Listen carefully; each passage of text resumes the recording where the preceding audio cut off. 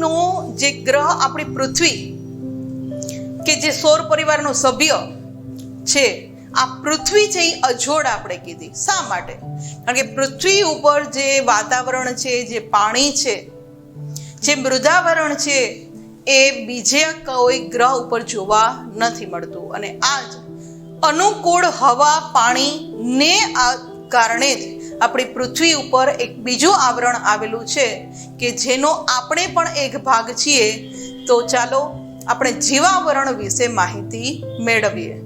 જીવાવરણનો ઉદ્ભવ શેને આધારે છે કે પૃથ્વી ઉપર અનુકૂળ હવામાન અને બીજું પાણી અને ત્રીજું ખોરાક આ મળી રહે છે, જેને કારણે જીવાવરણનું અસ્તિત્વ અહીંયા આપણને જોવા મળે છે. વિદ્યાર્થી મિત્રો, જીવાવરણને અંગ્રેજીની અંદર બાયોસ્ફિયર પણ કહેવામાં આવે છે. ચાલો તો આ જીવાવરણ વિશે માહિતી મેળવીએ. વિદ્યાર્થી મિત્રો, પૃથ્વીના જે આગળ આપણે 3 આવરણો જોયા, મૃદાવરણ, વાતાવરણ અને જલાવરણ, આ જે 3 ભાગો છે, આ જે ભાગની અંદર આ ત્રણેય ભાગની અંદર જે જીવસૃષ્ટિ આવેલી છે તેને આપણે જીવાવરણ કહીએ છીએ. એટલે કે જમીન ઉપર વસતા જીવો, વાતાવરણની અંદર સૂક્ષ્મ જીવાણુઓ જે કાંઈ આવેલું છે એ, અને પાણી સપાટીની અંદર રહેતા જે જળચર પ્રાણીઓ છે એ, આ બધા જ ને આપણે જીવાવરણ તરીકે ઓળખીએ છીએ. અને વિદ્યાર્થી મિત્રો, સૌર પરિવારમાં પૃથ્વી એક જ એવો ગ્રહ છે કે જેને જીવાવરણ મળ્યું છે. બીજા ગ્રહ ઉપર હજી મૃદાવરણ જોવા મળે છે, ક્યાંક ક્યાંક બીજા વાતાવરણ જોવા મળે છે. હા, અનુકૂળ વાતાવરણ નથી, પણ બીજા વાયુઓ છે, પાણીનો ક્યાંક ભાગ જોવા મળે છે થોડા ઘણા અંશે.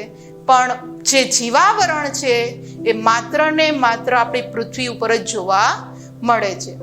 વિદ્યાર્થી મિત્રો, જીવાવરણની અંદર વિવિધ પ્રકારની જીવસૃષ્ટિનો સમાવેશ થાય છે. એટલે કે વિવિધ જીવસૃષ્ટિ છે. જીવસૃષ્ટિ એટલે નાનામાં નાના જીવાણુથી માંડીને મહાકાય પ્રાણી સુધી બધાનો સમાવેશ એની અંદર થાય છે. આપણે માનવો પણ આવી ગયા, એટલે કે બધાનો સમાવેશ એમાં જોવા મળે છે.